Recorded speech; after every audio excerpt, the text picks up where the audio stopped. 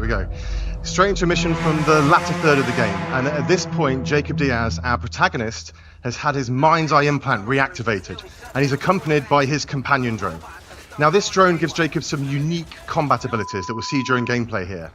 Now, we've worked tirelessly to create a very immersive and cinematic experience, and the story is a key part of that. So we bleeped out certain bits of dialogue, as I don't want to spoil anything for players looking forward to delving into the narrative.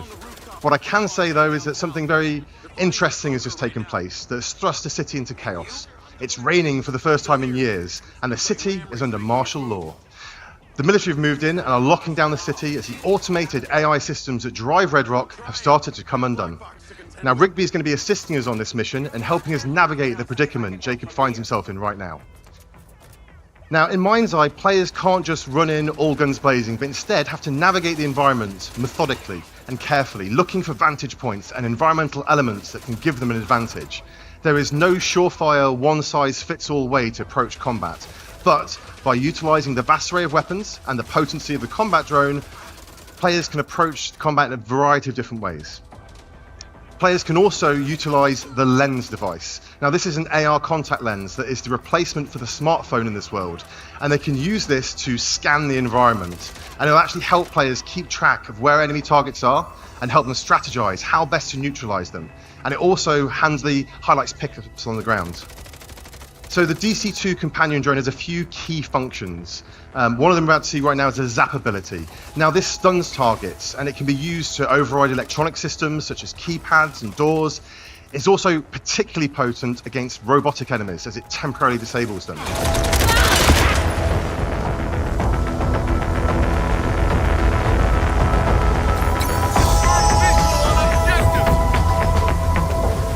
Now, we try and keep players immersed in the narrative. So we have many cinematic moments, and players seamlessly transition in and out of these throughout the course of the game.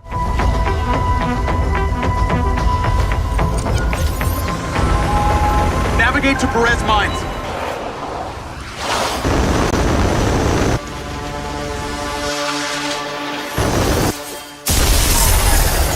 Oh, shit! Rigby! My drone's been hit! What's the damage? Critical! I'm going down!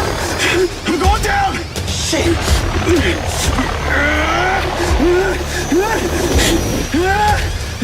Bracing!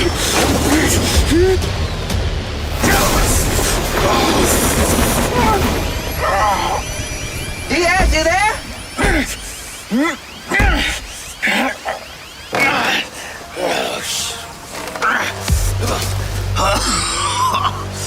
Oh, I think I'm all right.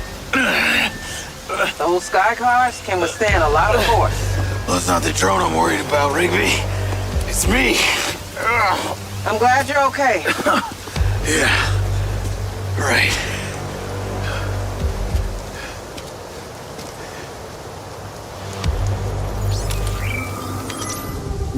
Now we're on the ground.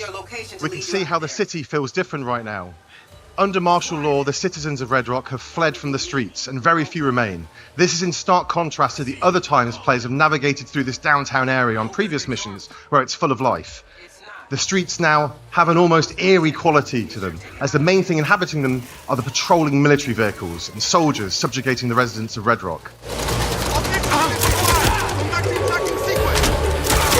However, the military group that have taken over here are called Black Box. They aren't operating with the best interests of Redrock City at heart. They have a different agenda. And as such, the robotic forces patrolling the streets are answering to them and are fighting against Jacob. You want to tell me what you were doing? At least you're not pretending you thought he was dead. Why would I pretend that someone is dead that you... As players progress through the story, they face increasingly difficult enemies that are more tactically adept, as well as better armed. And as Jacob encounters these new factions, he gains access to their weaponry, adding to the player's ever-expanding arsenal. I know Charlie helped you. And I know you spent a ton of time running around placing mystery devices. Now, the robotic enemies players encounter are also susceptible to the companion drone and its ability to hack them. making them work alongside rather than against Jacob. This is a key strategic element as they can cause a distraction, tank some of the shots for Jacob, or they can just be a useful and potent combat ally, using their advanced robotic weaponry to aid players in battle. Done everywhere you've been.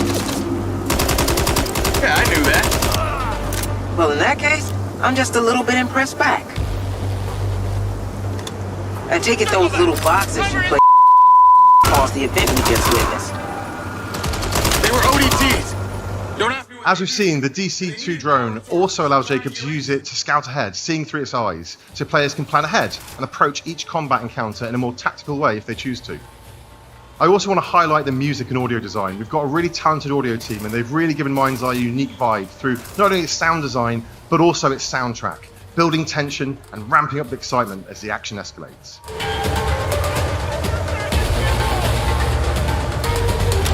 There's a construction site. Now we're just going to jump ahead here a little bit as we're just about to approach a construction site, and Rigby is trying to help us navigate to a vehicle that she's having auto drive its way over to us. She's our eyes and ears right now, helping us navigate through this area. We're gonna fix this. We're the only ones who can stop Lamry. Right, now if I can get this thing overhead, I might be able to... Shit. Well, at least she was. Now it's down to Jacob. Updated now. I've lost all visual. Now, whilst MindsEye is a linear narrative-driven experience, we have built an entire city, and we use this in various ways. In situations like this, players can navigate through the terrain how they see fit, and they can find different ways to get to their objective. Some may be more fraught with peril than others, and players can use a DC-2 drone to figure out their best path forward.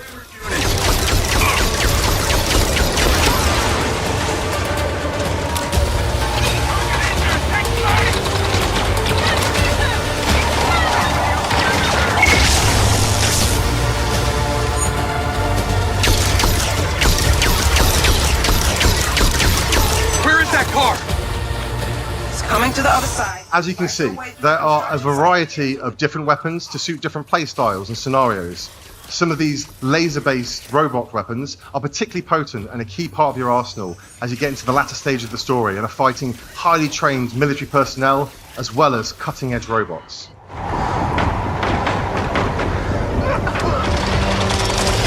Confirming visual. Engaging.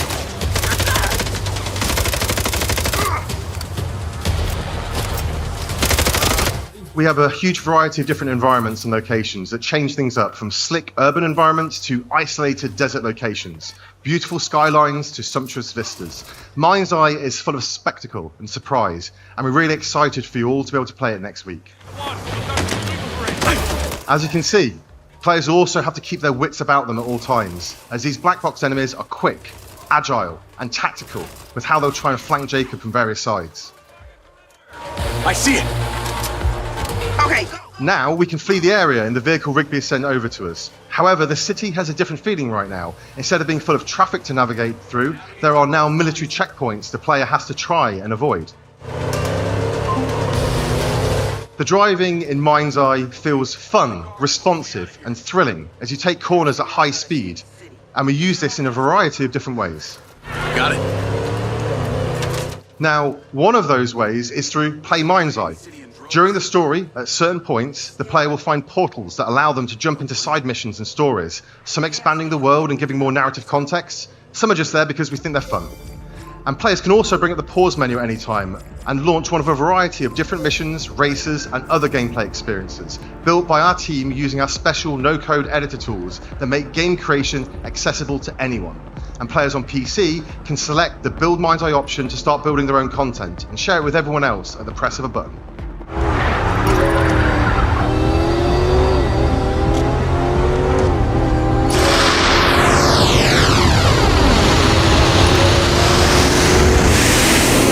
We've already got some exciting updates in the works that will allow players to build their own environment, not being constrained just to Redrock City, and also adding in multiplayer. And when we add new functionality and features, we'll not just be highlighting it with our own Play MindsEye content, but allowing players to use these additions within their own content and tell their own stories through Build MindsEye. We're really excited about the opportunity Play and Build will give us to keep players engaged with new content on a very regular basis, and we're committed to the long-term vision of MindsEye and are looking forward to you all joining us on this exciting journey together. So you can pre-order MindsEye now to gain access to our deluxe edition for free, and we're excited to see you all in Redrock City on the 10th of June. And lastly, I just want to thank our partners at IOI for sharing this vision for the future of gaming with us and for allowing us to be part of their special showcase today. Adam, thank you so much. And thank you for all your hard work and efforts, and thank you for the team back at Barb, and thank you, Leslie. You've created an amazingly ambitious, awesome game, and we couldn't be more proud to work with you as partners, and we're looking forward to get this game out to the fans 10th of June. It's going to be a hell of a ride. Thank you. Thank you.